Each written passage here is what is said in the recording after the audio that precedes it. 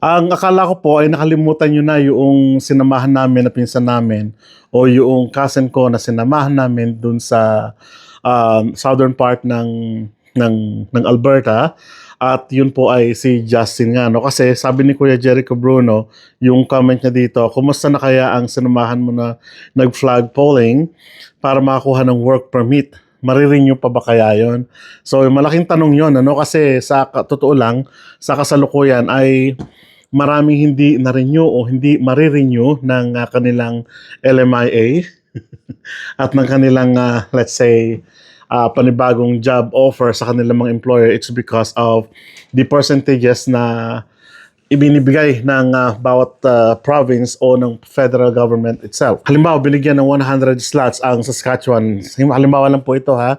And then sa halimbawa dito sa Regina area, Saskatoon area, bibigyan ng provincial area, ng provincial government ng, let's say, 25%. At yung 25% na yon, hati-hatiin pa yon sa iba't ibang stream o sa iba't ibang pathway. Therefore, ay medyo mas maliit na yung bahagdan na mapupunta sa particular city, no? Depende sa tinatawag pa rin nating unemployment rate ng isang lugar. So, ganun yung takbo sa kasalukuyan. So, ibig sabihin ay marami o malaki yung pila sa kasalukuyan ng mga naka-apply dito sa Canada mismo o kaya naman outside Canada or outside province kung saan naghahanap ang mga tao ng kanilang mga employer na papasokan ng job itself sa world market. So therefore, wait lang. Oh, hi ka muna doon. Sige na.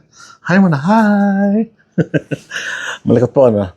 Okay. So bilang pagtugon, syempre ng mga city, susunod sila doon sa tinatawag nating, let's say, percentages kung magkano o ilan yung kanilang tatanggapin na mga workers sa kanilang mga cities. And of course, down to employers ay medyo talagang risky yung o kaya naman tricky at the same time yung paghahanap kasi saan ba sila hahanap mo ng mga workers ngayon. So halimbawa na lang mayroon kaming kilalang employer dati na yung kaniyang mga tauhan ay nung nakakuha na ng permanent residency ay mga nag-aalisan na. Ngayon hindi naman siya makakuha ng mga foreign workers. It's because medyo magkakaalanganin sa percentage. Although gusto niyang kumuha ng worker outside Canada o outside the province, hindi siya makakuha dahil sa percentage ng tinatawag nating unemployment rate. So mahihirapan siya. So ang problema niya ngayon kung ano ba ang gagawin niya. Kaya yung ibang tao niya ay nagsisinesend niya na away na sa kanyang workplace para makaharap uli siya o makakuha uli siya ng kumbaga slot para makapag-hire muli, parang ganon. So ganon na yung game ng mga employer sa kasalukuyan. Not all, hindi po lahat ay ganito ang scenario. But doon sa federal issues and government kasi, titingnan natin, pangkalahatan na ito sa mga provinces and cities. Therefore, ang end ngayon ng problema ay nasa mga employer at sa mga mismong naghahanap ng trabaho kasi nga halimbawa may kamag-anak kaming gustong makuha dito but we can not guarantee na mai-recommend namin sila o mahahanapan namin sila ng work dito. It's because of the program ngayon ng government. Ngayon naman, yung tanong ni Kuya Jericho ay nasa na yung pinsan namin na yun. Wala na po siya sa Alberta. Yun po ang katotohanan. Nakita yung kilikili kong maitim. Wala na po yung aking pinsan at hindi na po niya in-renew yung kanyang LMIA sa Alberta. Yun po ang katotohanan niyan. Pero ang good news po ay nakakuha po siya ng LMIA niya sa Manitoba. Justin, kumusta? Hayaan niyo po, interviewin natin siya minsan para na sa ganun malaman niyo kung ano yung kanyang mga technique na ginawa para makatulong din siya sa inyo on how he found doon sa kanyang employment sa kasalukuyan. Hindi niyo po na itatanong, although may karanasan siya nung siya nag-aaral sa university sa food crew, as a crew, pero may siya set, kumbaga may suporta sa likod. Naging manager din po siya ng isang piggery at yun ang nagdala ngayon sa kanya doon sa Manitoba. So kung matatandaan po ninyo yung vlog natin about doon sa flag polling, doon sa southern part ng Alberta, nakatulong po ng malaki yon. So umabot po ng halos 2 years din na nagtatrabaho siya sa isang food chain, malaking food chain company sa Alberta, sa gawi ng Airdrie at Calgary. Pero ang nakita niya po doon, although pwede niyang i-renew yung kanyang job offer sa food chain o sa trabahong kanyang pinapasok sa kasalukuyan, pero hindi niya kasi sure kung maipipila siya ngayon sa Alberta. Alam niyo naman po yung sinabi natin kanina about sa pagpila ng mga employer sa kanilang tatanggapin based on percentages, di po ba? Ngayon, naghanap po siya ng another option at ginamit niya yung another kumbaga kalasag niya, no? Yung another weapon niya, which is yung pagiging agriculture risk niya sa ating bansa dati. So nagamit niya 'yon at thankfully ay nakakuha siya ng employer niya dito sa gawi ng Manitoba. Ngayon kung tatanungin niyo po kung mabibigyan ba siya ng permanent residency, so ako po mismo ay nagtanong doon sa kanyang employer dahil pinakilala niya tayo as a cousin at family at hinatid natin siya sa Manitoba.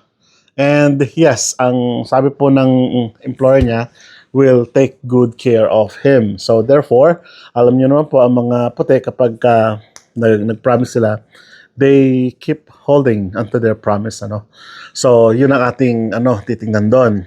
But of course, alam natin na ang agriculture and fish industry or pathway sa kasalukuyan is one of the priority ng government of Canada. It's because it's food production, ano. Alam po ninyo, nabanggit ko na rin yung Brandon area, yung sa rural noon, di po ba? Yung Immigration Pilot Program, Rural Northern Immigration Pilot Program na ngayon ay program na sa mga rural areas. Nasa gawi po siya ng Brandon area. So sa Brandon area and Winnipeg area, alam niyo po yung area na that is industrial and agricultural farm. Nasa sector po sila ng pagbababoy, pagbabaka, and other agricultural products, no? So, nandun po siya sa gawi na yan. So, hindi ko na lang po babanggitin kung saan siya specifically, no? Pero Brandon area po siya. So, the fact that mas maratag ang kalooban namin na nandun siya, it's because, number one, sakop po ang area na yon na tinatawag nating rural immigration program, and of course yung fish and agriculture sector or program or pathway, no. So yung tanong ni Kuya Jericho, yes, nasa mabuti siyang kalagayan na renew and happily na nagtatrabaho po siya sa kasalukuyan.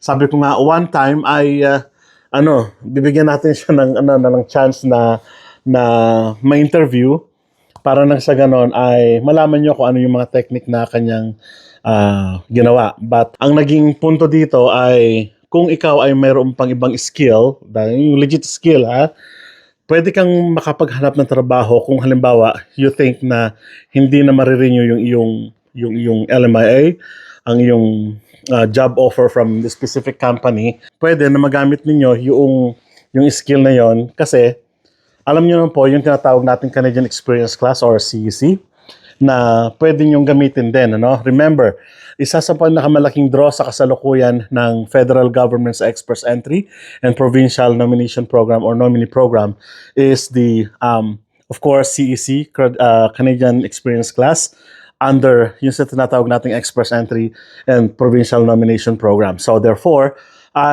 you can validate yourself. So, kung meron kang experience like that, you can apply or you can do it. So, kung ganun po yung kalagayan nyo sa kasalukuyan. And meron kang legal papers ipapakita sa mga employer na ikaw ay pwede sa mga ganong sector kung ganun po ang hinahanap ng employer niyo. So, yun lang, yung update natin. Hopefully, ay ma-interview natin si Justin one time and para ma-share niya yung kanyang karanasan as a visitor, naging work permit visa, and then sa kasalukuyan, he's applying for permanent residency. So, kita-kita po tayo sa mga susunod na vlog. Let's say bye-bye. Bye-bye. Bye-bye. Bye-bye na. Bye-bye. Bye-bye. Ba. Ba. Ba.